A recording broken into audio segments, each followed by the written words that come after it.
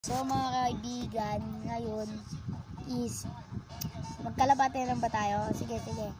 Magkakalapati na lang tayo. So ngayon mga kaibigan, pero palang kalapit dito, bumili ako ng ano dito. Di ko alam kung anong kulay pero may black, may gray, may white siya guys. Tapos parang di siya blue bar guys kasi di madami yung green niya. Napakita ko sa inyo. Tara guys. Ay tara mga kaibigan. Lang. Tracket tayo guys. Ay gagi. Nandito pala ako sa bahay ngayon. Nako. Wait lang guys. Ito na guys. Sabi natin. Oy. Guys, first time ko lang mga ngalapate. Kaya bumili na ako. Si ano pala yan? Si Brukoto. Guys, paano mo subscribe niyo naman ako and magiging 3 pa yan kasi bibili naman daw ng papa ko and yun, bibili din daw ako ng lola ko. Yun. Sumasaya ako dahil may kapares na to. Ganda niya guys oh. Mga kaibigan, ganda niya talaga mga kaibigan. Ano kaya tawag dito? Parang di siya blue bar mga kaibigan. Waitan ko na lang yung kaso mainit, bawal siya sila sa ano.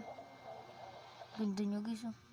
Wait lang guys, may gagawin lang oh. Mga kaibigan, nilagyan ko lang ng ilaw, nilagyan ko rin ng pan, electric pan. Sobrang ganda niya, no guys. Lalaki ba ito babae? Pa-comment kasi first time ko lang mga ngalapate. Ang ganda. Wait lang guys Yun nga, makit ulit ako, tinignan ko siya. Yan.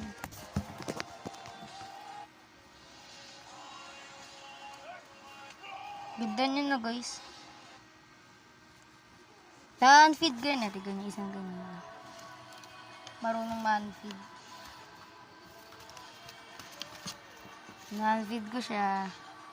Tatalon din yan, di ganyan. Bumaba na. Kasi pepeso na siya dyan. Tatapat ko na electric na. Di ko kasi pinapayagan mapmaan. And then may mga pagkain na rin siya dyan. Ayun o, puro ipot ng ano. Ililinisin na natin yan mamaya guys.